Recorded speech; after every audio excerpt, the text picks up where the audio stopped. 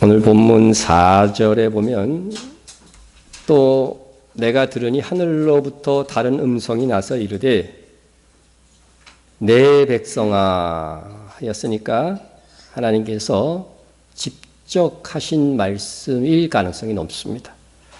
하나님께서 내 백성에게 직접 들려주신 말씀은 거기서 나와 그의 죄에 참여하지 말고 그가 받을 재앙들을 받지 말라. 그런데 여기서 우선 하나님께서 내 백성이라고 부른 자들은 누구인가 하는 겁니다. 오늘날 내 백성은 유대인들이다, 이스라엘 사람들이다 이렇게 한정하여서 설명하시는 분들이 꽤 있습니다. 그러나 이는 그렇지 않습니다. 하나님은 이스라엘을 내 백성이라고 칭한 것은 구약시대입니다. 구약시대입니다. 예수님이 오신 이후로, 특별히 오순절 성령 강림절 이후로는 하나님께서 우리 이방인들도 내 백성이라 하셨습니다. 이는 이미 호세아 선지자가 예언하였습니다. 그러나 이스라엘 자손의 수가 바다의 모래같이 되어서 헤아릴 수도 없고 셀 수도 없을 것이며 했습니다. 이스라엘 민족의 어떤 번영을 예언한 거죠. 그렇지만 내 백성이라고 그동안 불렀던 이 이스라엘이 이렇게 많아질 것이며 이렇게 말하면서 이어지는 말씀에서 전에 그들에게 이르기를 너희는 내 백성이 아니라 한 그곳에서, 내 백성이 아니라고 했던 것이 어디예요? 이방 땅이잖아요. 구약시대는 하나님을 믿으려면 다 할례를 받고 유대인이 되어야만 가능했어요. 그런데 내 백성이 아니라는 그곳, 그러니까 이방 땅에서 그들에게 이르기를 너희는 살아계신 하나님의 아들들이라 할 것이요. 예? 우리는 이 말씀에 의거해서 이 이방 땅 한국 땅에서 하나님을 믿고 하나님의 아들들인 내 백성이 되었습니다. 로마서 9장에서는 이 호세아의 예언이 이미 성취되었다 이렇게 증언하고 있습니다. 이 그릇은 우리니 곧 유대인 중에서뿐만 아니라, 분명 유대인 중에서뿐만 아니라 돼 있죠. 이방인 중에서도 부르신 자니라. 호세아의 글에도 우리가 방금 읽었던 호세아의 글을 인용하는 겁니다. 이르기를 내가 내 백성이 아닌 자를 내 백성이라. 그동안 이방에 있던 사람들을 내 백성이라고, 사랑하지 아니한 자를 사랑한 자라 부르리라. 이 말씀이 성취되었음을 선언하였습니다. 이 말씀으로 이방인도 하나님께서 내 백성이라 부르는 것이 확실합니다. 그러므로 오늘 본문에 마지막 시대의 큰 성 바벨론과 그 음행에 물든 만국에서 나오라고 하신 것은 유대인만을 말하는 것이 아닙니다. 그렇게 한정지어서 해석하는 것을 제가 봤기 때문에 그렇습니다. 자, 오히려 예수님을 믿지 않는 유대인들은 내 백성이 아닙니다. 유대인이든 우리 같은 이방인이든 마지막 시대의 큰 성 바벨론의 미혹에서 우리는 절교하고 나와야 합니다. 그것이 하나님의 백성입니다. 마지막 짐승의 표를 받을 시점에서는 세상과 완전한 절교로 인한 가난과 박해와 순교까지 결단해야 하는 것입니다.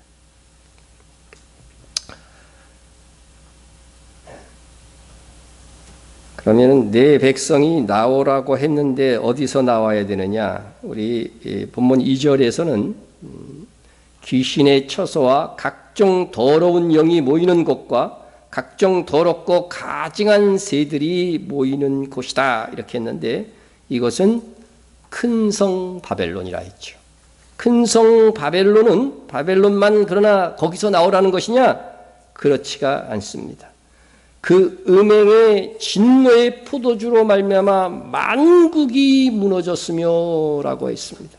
그러니 하나님께서는 큰 성 바벨론뿐만 아니라 그에 물든 세상 만국에서도 나오라고 한 것입니다. 거기서 나오라고 한 온 세상을 뒤덮는 대표적인 죄악은 무엇일까?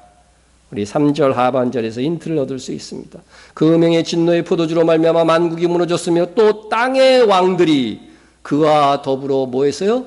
음행했으며 땅의 상인들도 그 사치의 세력으로 치부하였도다 하더라. 만국을 무너뜨린 음행이 무엇일까? 구약 성경에서는 우상 숭배를 음행이라고 했다고 했죠. 음행.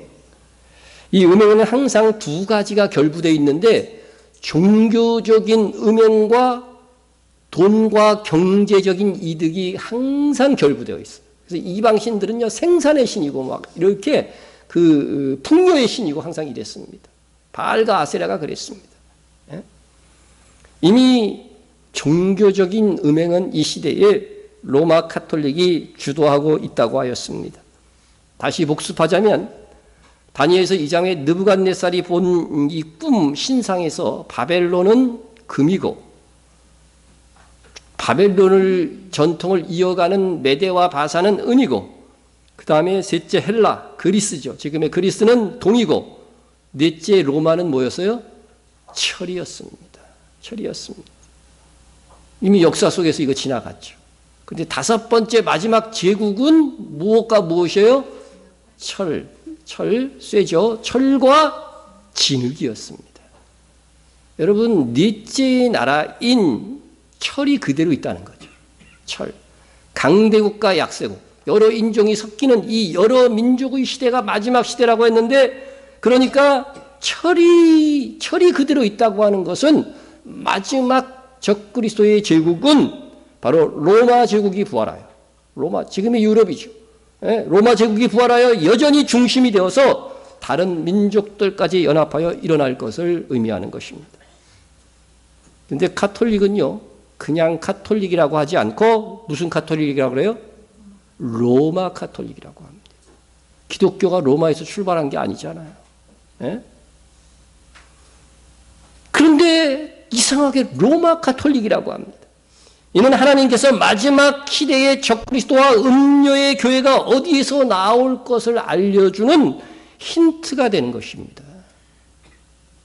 그 이름 그래도 오늘날 로마, 철에 해당하는 이 로마 카톨릭이 음녀의 교회입니다. 이것은 너무나 명백하게 하나님께서 우리에게 알게 하시는 바이고 말씀을 정확하게만 본다면 분명히 분별할 수 있습니다. 그러면 로마 카톨릭, 우리에게는 천주교라고 불리는 이 종교가 어떤 종교인가? 여러분, 로마 카톨릭은 마리아에게 기도합니까? 안 합니까? 마리아에게 기도합니다. 성인들에게도 기도합니다. 마리아에게 제사함을 부탁하고 한낱 지인인 교황을 영혼의 아버지로 믿습니다. 로마 천주교는 제2차 바티칸 공회를 통하여서 다른 종교들에게도 하나님의 구원이 있고 심지어 무슬림도 하나님을 섬기는 종교라고 공표하였습니다. 정식으로 공표했습니다. 그러니까 이슬람하고 자꾸 카톨릭이 친해지는 것은 이런 이유가 있어요. 현재의 교황 프란체스코는 취임한 지 불과 2달쯤 되었을 때에 예수 그리스도를 믿거나 안 믿거나 지구상의 모든 사람들은 선행과 양심과 사랑을 통하여 하나님의 구원을 누리게 된다고 설교한 바 있습니다. 이것은 우리 김수환 추기경도 똑같은 말을 했죠. 그런 동영상도 제가 봤습니다. 예수를 믿거나 안 믿거나 양심에 따라 착하게 살면 구원받는다고 한다면 여러분 여기 왜 있습니까? 그냥 착하게 살지.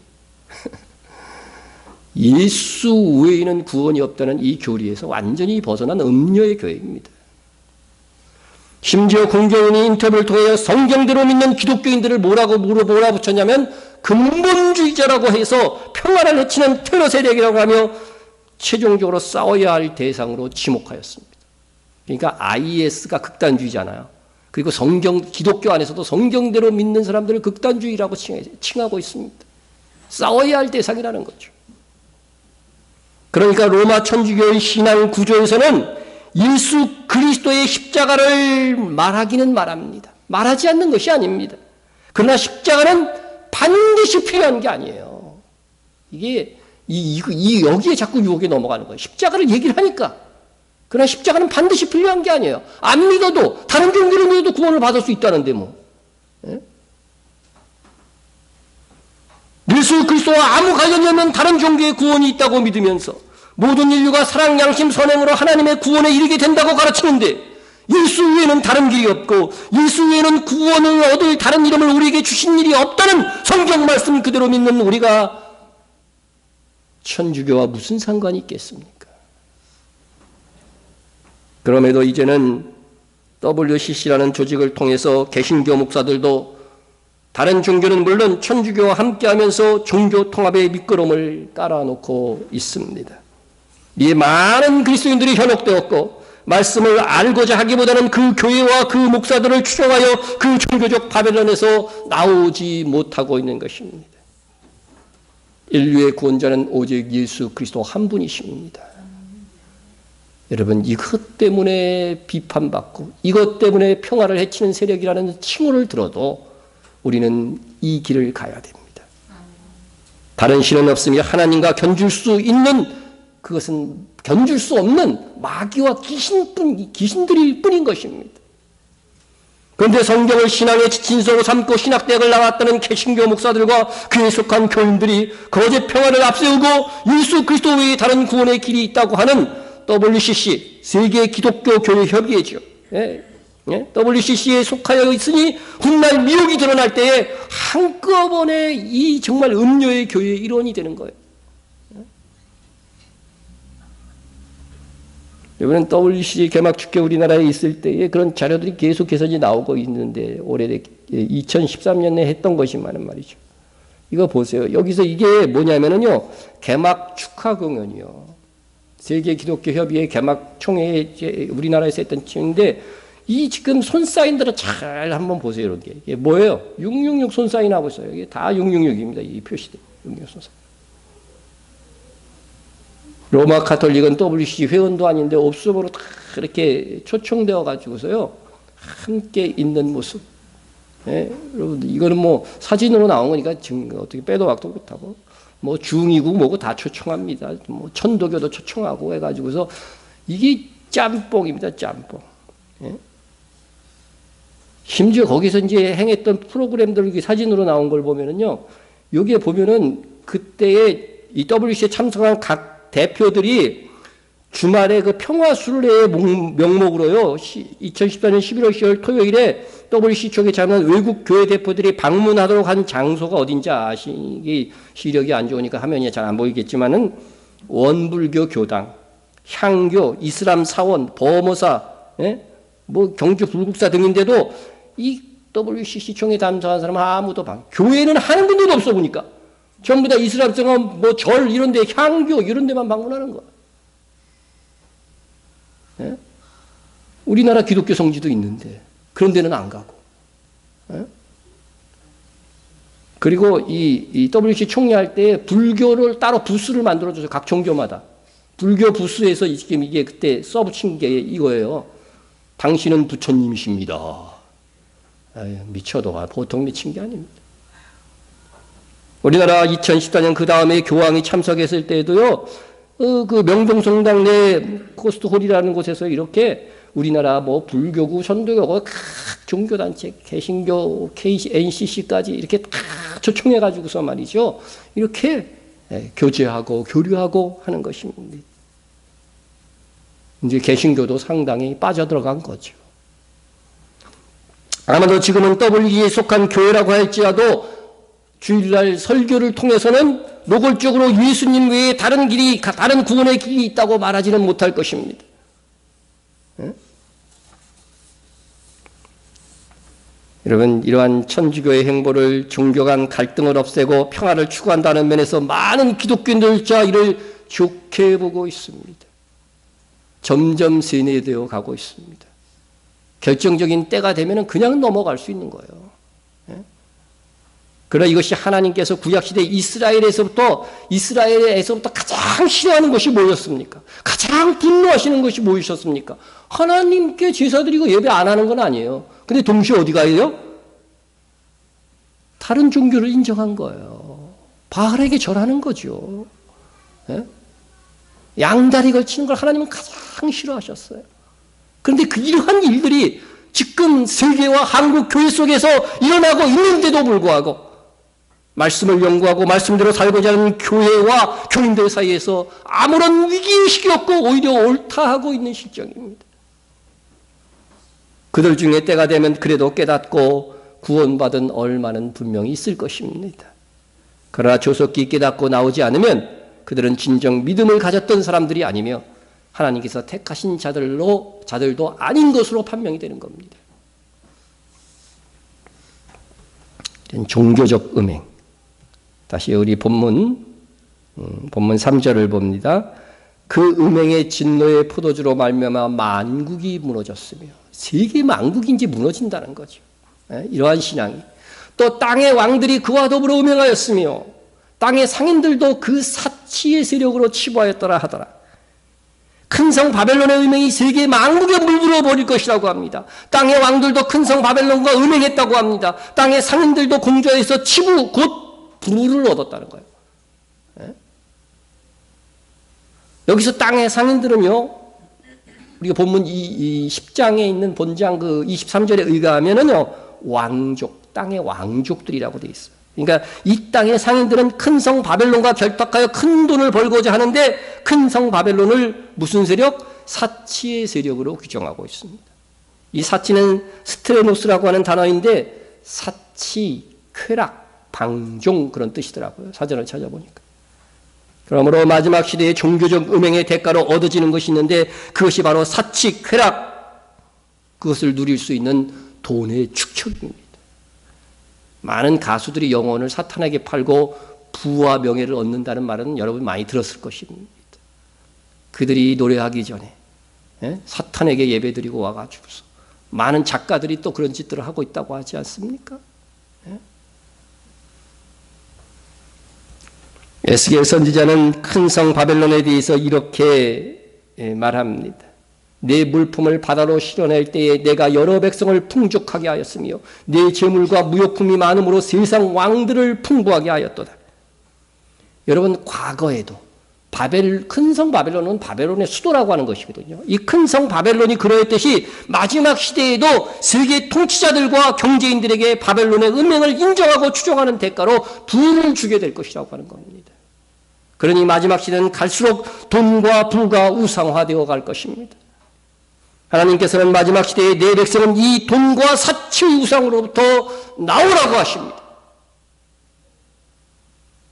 정말 적그리스도가 등장하는 무렵에는 주님의 말씀대로 돈과 하나님 사이에서 딱 한 가지만 선택해야 될 때가 옵니다. 그때가 옵니다. 그럴 때가 멀 것 같지만 깨어 있지 않으면 그날이 덫과 같이 올 것이라고 했습니다. 하나님께서 마지막 시대를 살아가는 성도들에게 내 백성아 거기서 나와 그 죄에 참여하지 말고 그가 받을 재앙을 받지 말라고 하신 것에는 하나님께서 자기 백성을 사랑하시는 귀한 마음이 담겨져 있는 것입니다. 이는 마지막 시대에 온 세계를 뒤덮는 음행에 빠져서 큰 성 바벨론이 받을 심판을 함께 받지 않기를 간절히 원하시는 하나님의 사랑의 메아리입니다.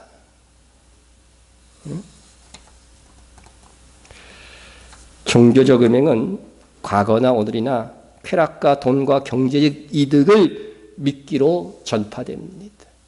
여러분, 다시 설명하지 않겠지만 바벨론의 종교 그리고 그것이 물든 이 가나안의 종교가 얼마나 음란했는지 여러분 아시잖아요. 그죠? 어떻게 예배를 성관계를 하면서 그게 드릴 수가 있어요. 이게 사치와 이 쾌락과 음란이요 절정을 이루는 거죠. 절정을 이룬 종교였어요. 느부갓네살의 큰 성 바벨론은 그 나라의 권세와 부를 나눠주면서 다른 나라로 하여금 용으로 표현되었던 마르뚝, 히브리음으로는 뭐라고 그랬어요? 벨, 가나안음으로는 바알이라는 신을 최고의 신으로 섬기도록 했습니다. 그래서 신년 할례식 때 어떻게 했다고 그랬어요?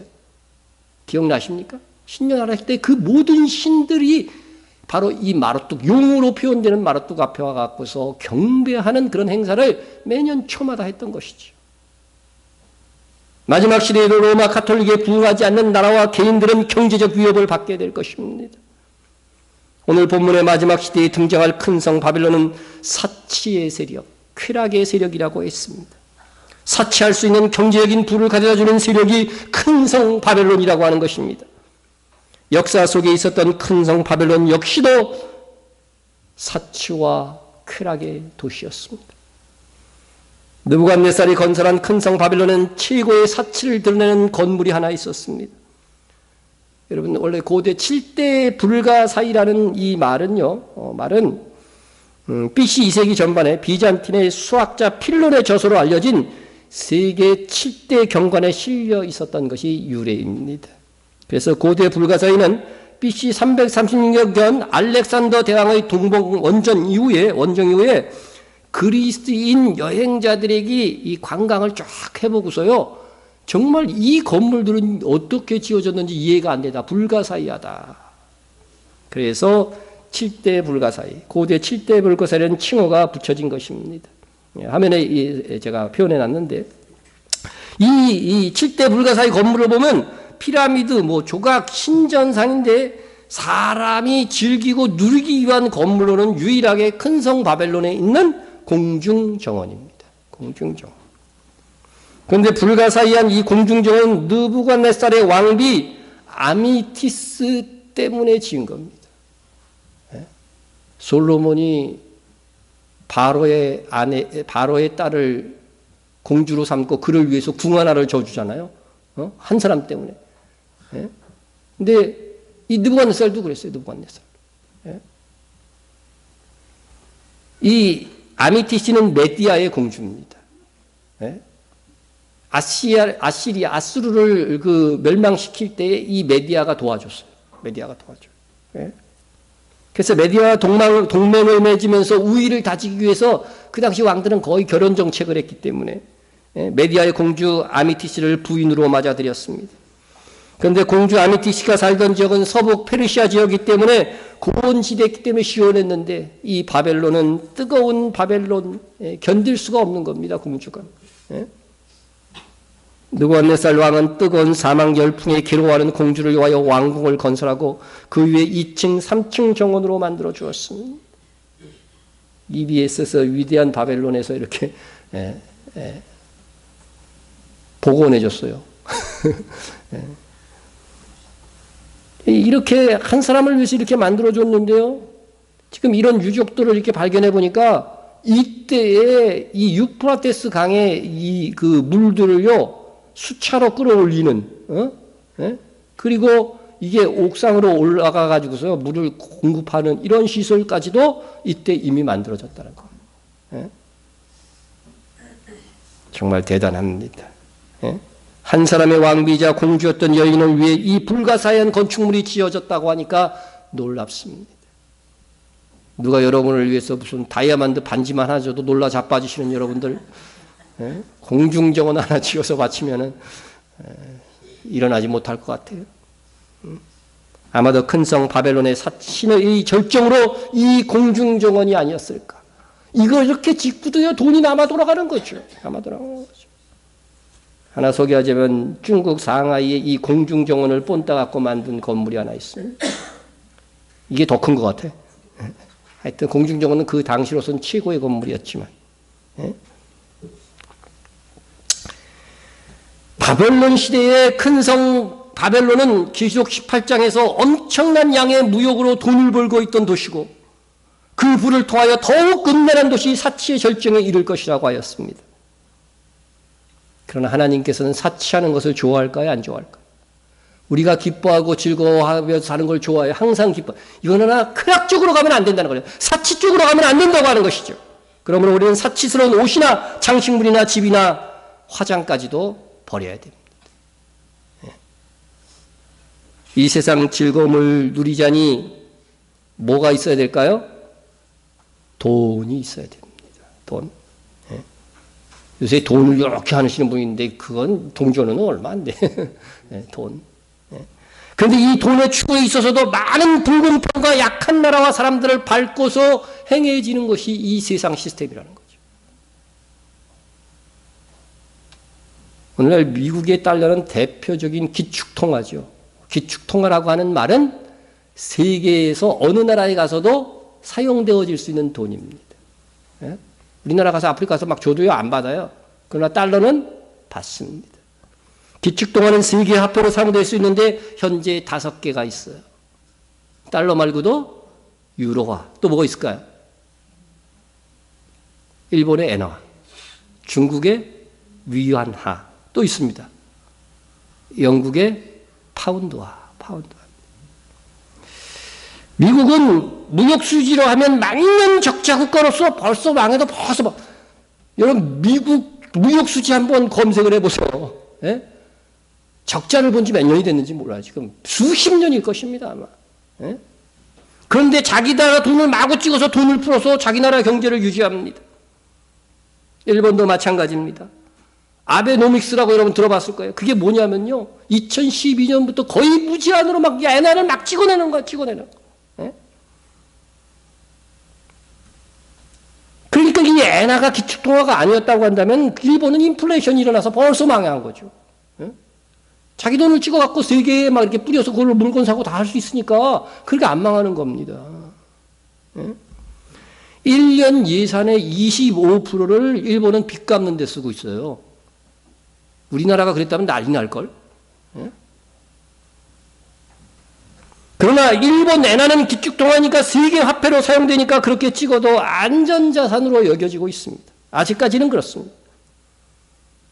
그 일본 엔화를 찍어갖고 미국 화폐 발행을 또 돕는 미국 국채를 대량으로 사들입니다. 공생하는 거죠. 기축통화 국가끼리. 여러분 세상에 이렇게 불공평한 경우가 어디 있어요? 이것은 정의와 공평의 관점에서 보면 너무나 불공평한 체제입니다.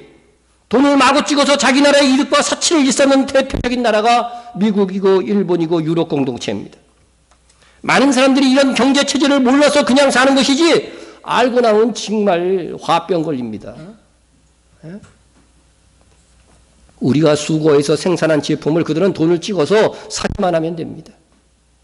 그러고도 그들의 경제를 유지하기 위해서 우리나라를 압박하고 있습니다. 미국의 국민소득이 얼마인가 찾아보니까 62,518달러를 차지하고 있어요. 예? 미국인들은 예? 우리나라의 2배 정도 소득을 올리고 있습니다. 개인별 평균으로 보면 2배, 우리보다 2배 번다 이렇게 생각합니다. 그런데 미국은 작년 무역수지 적자액이 6,210억 4만 달러. 우리 돈으로 환산하니까 741조 7천만 원 정도 됩니다. 741조가 넘게 매년 적자를 보는데 매년 적자액이 준다? 늘어나고 있습니다. 그런데 여전히 무슨 나라? 부자 나라입니다. 자기 나라의 돈을 찍어서 세계의 통화로 사용하기 때문에 가능할 수 있는 일입니다. 뭐 자기 나라 돈을 찍어서 부채 갚아버리면 그뿐입니다. 물론 미국의 이 돈을 찍어내게 허용하는 미국 영방은행이 최고의 부자, 미국보다 더 부자인 거죠. 그 은행의 소유주가 누구라고요? 로스차일드로 알려져 있습니다. 네? 로스차일드. 그러니까 로스차일드는 유럽 사람이기 때문에 실질적으로는 미국도 유럽이 가지고 있는 것이나 마찬가지입니다. 그래서 유럽에서 적그리스도가 나온다는 거예요. 네? 그래서 이렇게 세계는 글로벌 세상이 되어서 이런 미국이 무너지면 지금 경제 시스템 속에서는요, 전 세계가 또 망할 수가 있어요. 이게 아이러니합니다. 그래서 땅의 왕들이 함께 이런 기축통화를 가진 나라와 공생하며 은행에 동참하고 있습니다. 그리고 이런 국가들에 수출을 해서 먹고 살고 땅의 상인들은 막대한 부를 축적하고 있습니다. 아무리 다시 생각해봐도 억울하고 불공평한 거예요. 강대국들은 자기 나라 화폐를 기축통화로 삼고 자기 나라의 부와 사치를 누리고 있습니다. 이것은 다른 나라의 부를 빼앗아 착취하는 것이나 똑같아요. 그래서 미국이고 일본이고 무역 적자가 나면 당연히 가난해져야 함에도 불구하고 가난해지지 않는 것입니다. 그런데도 말이죠. 변변한 자원 하나 없는 우리나라가 이 정도로 버티는 것은 무엇일까요? 하나님의 은혜입니다. 은혜입니다. 제가 인구 5천만 이상을 기준으로 해가지고서 그래도 영향력 있는 나라로 세계에서 인정한다고 그랬죠. 인구 5천만 이상의 기축통화가 아닌 국가 중에 국민소득 1위가 우리나라예요. 예? 지금 화면에 있는 여기에 있는 나라들, 미국이 7위지요. 국민소득, 7위지만은요, 앞에 있는 국가들은 전부 다 인구 1000만도 안 되는 작은 국가들이에요. 예? 작은 국가들. 그리고 자원이, 석유가 많은 카타르를 제외하고는요, 다 그것도 유럽에 있는 기축통화 국가들입니다. 여러분, 인구 5천만 이상 국가 중에 공정하게 경쟁했다면 우리나라가 어떻게 되는 거예요? 국민소득 1위 국가가 되어야 정상이라는 거예요. 대단한 나라라고 생각하지 않습니까? 헬조선이 아닙니다. 예? 그러나 큰 상 바벨론에 해당하는 나라들의 경제적인 불공평과 사기 행각이 너무나도 큰 규모로 행해지기에 개개인은 이런 악들을 세세히 알지 못하고 당하지만 누가 아셔요? 하나님은 아십니다. 하나님은 아십니다. 하나님께서 보고 계십니다. 하나님께서는 이것이 얼마나 사치하기 위한 화폐제도이고 간악한 시스템인지 알고 있습니다. 가난한 자를 얼마나 착취하고 있는 이 세계 시스템인지 알고 계십니다. 하나님은 이런 규약된 고착화된 경제 시스템이 바벨론이 망해야 될 이유라고 말씀하고 계신 것입니다. 그들의 죄는 하늘에 사무쳤으며 하나님은 그의 불의한 일을 기억하신지라. 얼마나 이 세상의 죄악이 간악한지요. 사람들이 그것이 악을 행하고 있는 건지 눈치채지 못하는 상태에서 행해지고 있다는 거예요. 그러나 하나님은 아신다고 하시는 것입니다. 그래서 하나님께서 큰 성 바벨론의 불의를 기억하사 어떻게 하신다고 하십니까? 그가 준 대로 그에게 주고 그의 행위대로 갑절을 갚아주고 그 섞은 잔에도 갑절이나 섞어 그에게 주라. 그가 얼마나 자기를 영화롭게 하였으며 사치하였던지 그만큼 고통과 애통함으로 갚아주라. 강대국들이 약한 나라와 사람들의 돈을 먹어치우고 탐욕과 사치, 음행을 하나님께서 벌하실 날이 분명히 있을 것이라고 합니다. 그런데 그 행한 것에 갑절이나 갚아주리라. 예? 그들의 만행은 하나님에 의해서 망할 날이 있을 것입니다. 언제까지 이런 화폐 발행을 무한정할 수 있을까요? 돈이 많아지면 점점 그 돈의 가치가 없어질 텐데 그래서 언젠가는 터진다고 학자들도 이야기합니다. 그들도 무한정 가능하지 않다는 것을 압니다. 그래서 이러한 착취 경제를 이어가기 위해서 그들은 화폐 개혁을 할 수밖에 없을 것인데 그렇게 되면 근본 이대로 돌아가는지 할 것이기 때문에 금이 귀하게 될 것이다. 금이 많지 않으니 은을 사용하게 되면 은도 귀해질 것이다. 그때를 대비해서 금을 사고 은을 사는 사람들이 많습니다. 그러나 1930년대에 미국에서 이러한 때에 개인 간의 금 거래를 중지시킨 적이 있었어요. 그러니까 금도 안전자산이 될 수 없습니다. 세상에서 퍼펙트하게 안전한 것은 없습니다. 상대적으로 안전한 것이 있을 뿐입니다. 큰성 바벨론 세력들은 어떻게든지 나라를 장악하고 착취 경제를 통해서 세계의 부를 끌어모으고 사치를 조장합니다. 세상의 왕들과 상인들은 이런 악한 경제 시스템 속에서 공생하고 있습니다. 정말로 고생하면서 일하고 수고하는 많은 사람들이 정당한 값에 돌아가지 못하도록 하고 구조적인 가난으로 몰아넣고 있습니다. 하나님은 이것을 음행이 큰 성 바벨론이 심판받을 가장 우선적인 이유라고 말씀하고 있습니다. 우리는 이렇게 큰 성 바벨론의 음행을 어쩔 수 없이 그들이 만들어놓은 이 시스템 속에서 우리는 살아가고 있습니다. 그래도 우리는 피해를 적게 보는 거예요. 예? 우리가 먹는 그 커피를 위해서 하루 종일 일하고 1달러 받는 사람들이 많아요. 1달러. 우리나라로 하면 지금 1200원 받는 거예요. 하루 종일 일하고. 그런 나라들이 있다는 거예요. 그런 나라의 노동자들이 얼마나 착취 경제입니까? 예? 그래서 커피 제대로 값 주고 사자. 값 주고 먹자. 그래서 그런 커피를 따로 팔아요. 노동자들에게 값을 그대로 주는 거예요. 노동비를 주고 정당한 가치대로 먹어. 그럼 커피가 비싸죠, 여러분. 그런 커피 파는데 알죠, 여러분들? 파는 거 있다는 거. 예?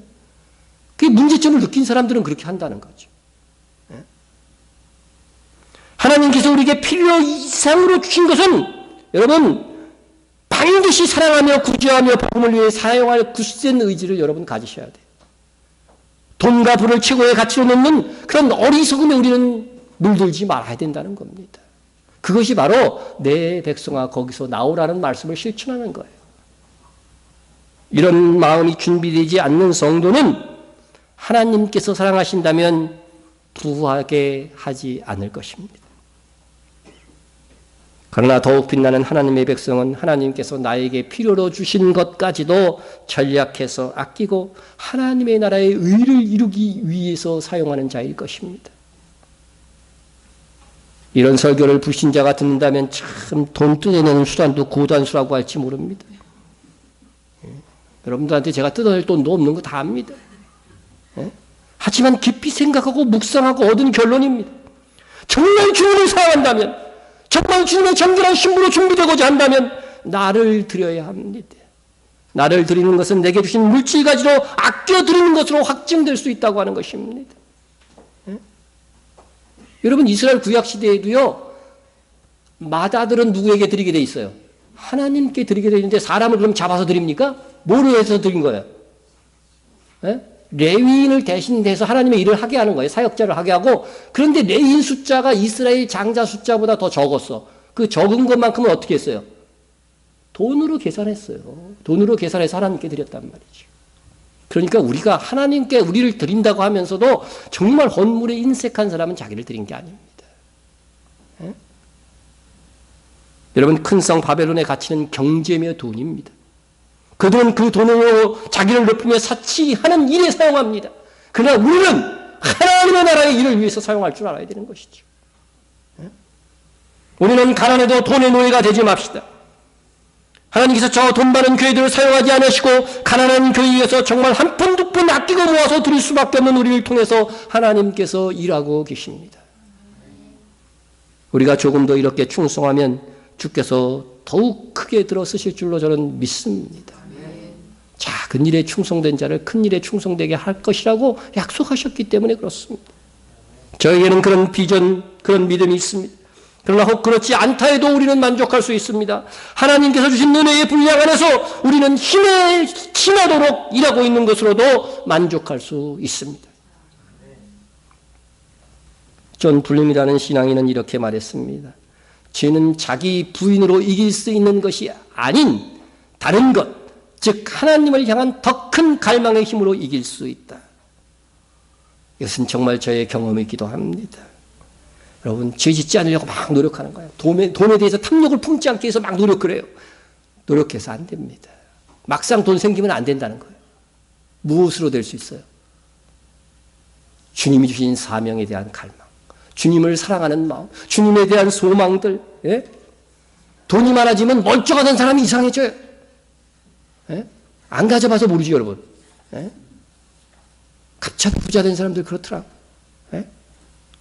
하나님을 향한 갈망, 또 하나님의 사명을 감당하자는 열정으로 이 모든 탐욕의 제어가 가능한 것입니다.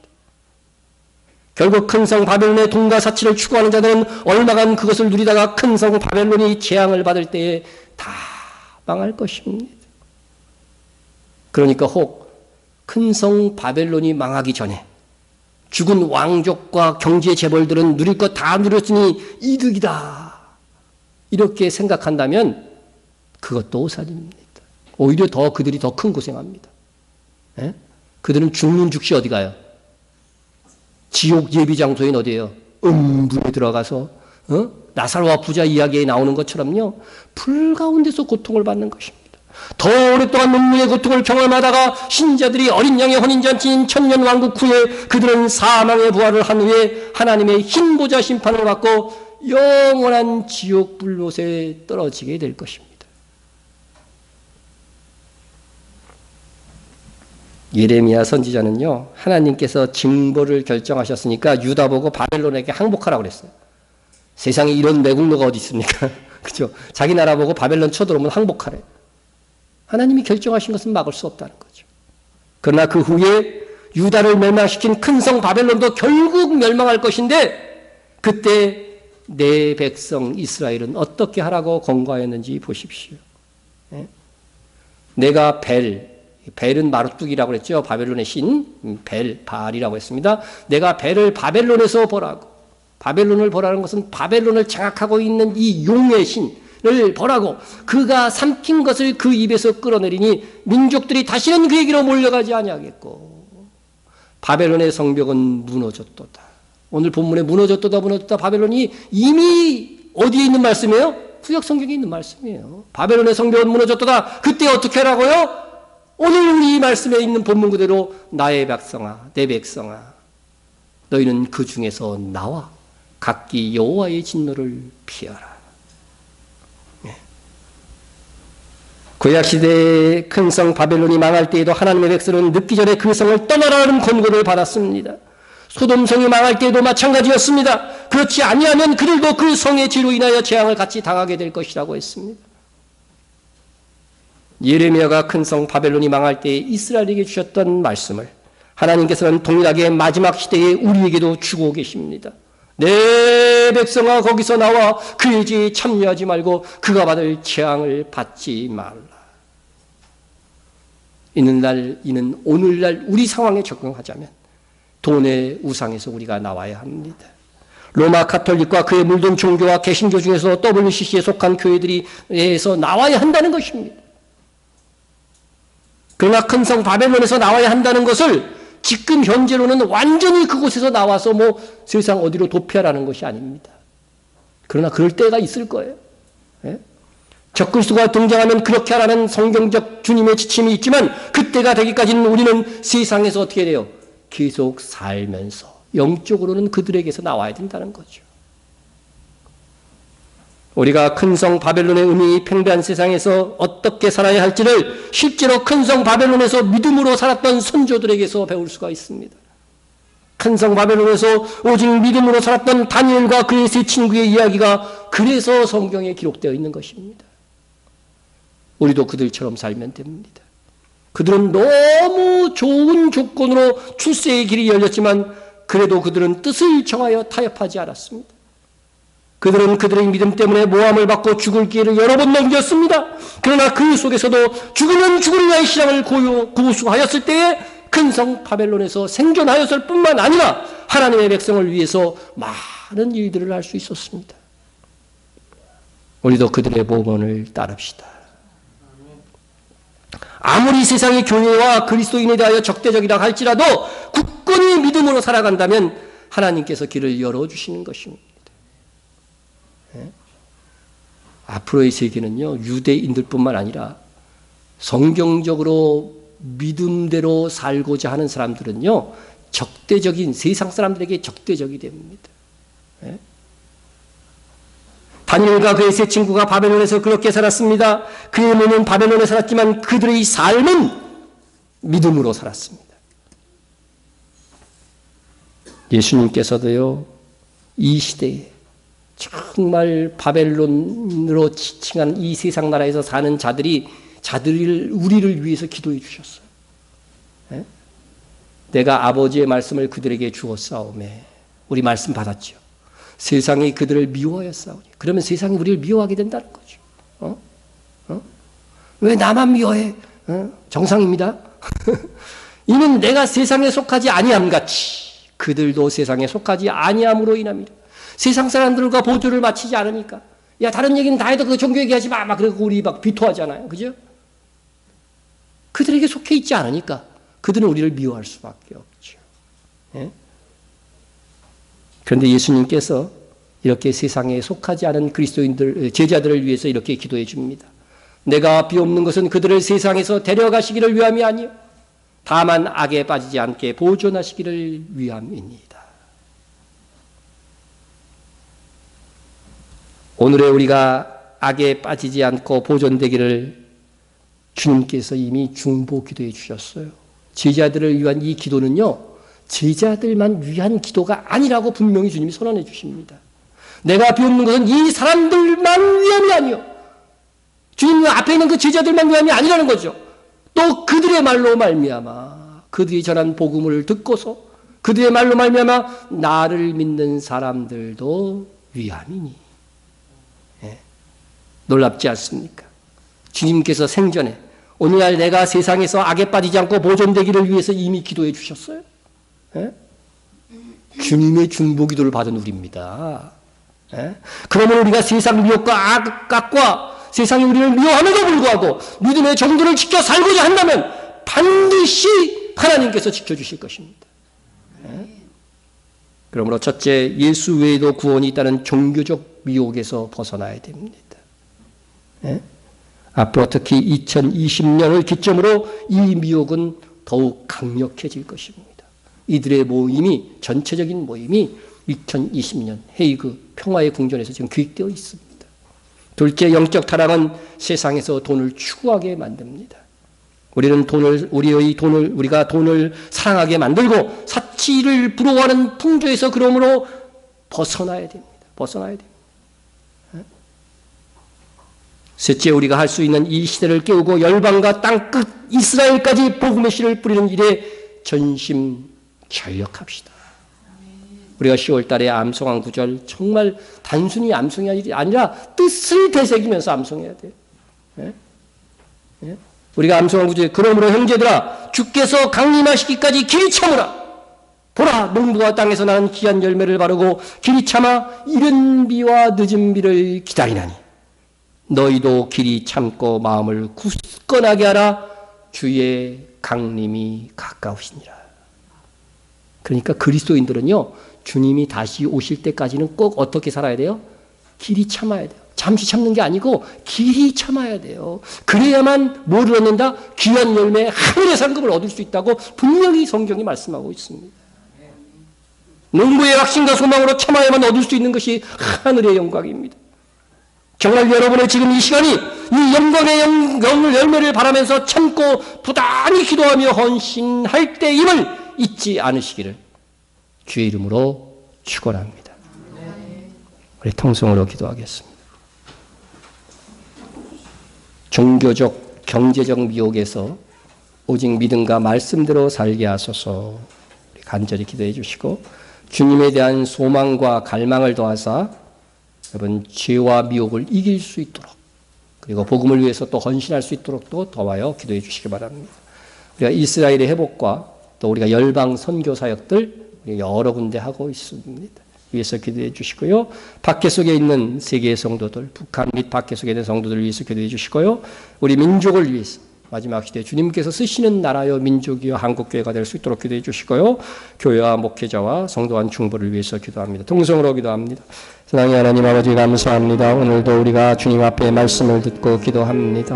오늘 말씀이 우리의 심중에 잘 박힌 목과 같이 되기를 원합니다. 아버지, 세상은 종교적, 경제적 미혹이 있습니다. 불공평이 있습니다. 오직 아버지 이 가운데서도 우리는 믿음과 말씀대로 살게 하여 주옵소서.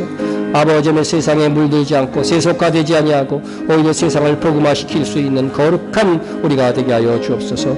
주님에 대한 소망과 갈망을 더하사 죄와 미혹을 아버지 하나님의 벗어 이길 수 있게 하여 주시기를 간절히 빌고 원합니다. 아버지 하나님의 이스라엘의 회복을 위해서 기도합니다. 그 땅에 아버지 하나님의 땅끝이 오니 복음이 전파되게 도와주시고 우리가 아버지 하나님의 힘을 기울여 선교하는 모든 것들을 아버지 하나님의 정말로 러시아와 중국과 아버지 하나님의 뉴질랜드와 필리핀과 아버지 하나님의 더 탄다니에 이르기까지 아버지 하나님 함께하여 주시고 이들 선교사가 힘을 내게 하여 주시옵소서. 아버지 이 나라의 이 민족을 위해서도 기하여 주님께서 함께하여 주시고 정말 주님께서 사랑하는 민족, 주님께서 사랑하는 한국의 성도들이 되게 도와주시고 아버지 다 휩쓸려가는 이 판국 속에서 정말 주님을 사랑하고 아버지의 주와 동행하고 거룩하게 살고자 하는 성도들로 채워질 수 있는 나라가 되게 도와주시고 밖에 속에 있는 아버지 하나님의 북한 및 세계의 성도들을 위해서도 기도합니다. 아버지 그들에게 힘을 주옵소서. 성령의 충만함을 주시옵소서. 주님의 보호하심을 주시옵소서. 밖에 속에서도 형통케 하여 주시고 주님께서 공급하시는 은혜를 더하여 주옵소서. 주님 우리 교회를 사용하여 주시옵소서. 이 시대에 사용하여 주옵소서. 깨어있는 사역자 되어줄 수 있도록 이몸 지켜주시고 우리 아버지 하나님 마땅히 참석하지 못한 우리 성도들 불쌍히 여겨주시기를 간절히 빌고 합니다. 깨어있는 성도들 다 되어지게 하여 주시옵소서.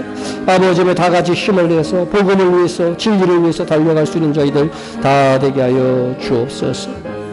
예수님의 이름으로 기도드립니다. 아멘.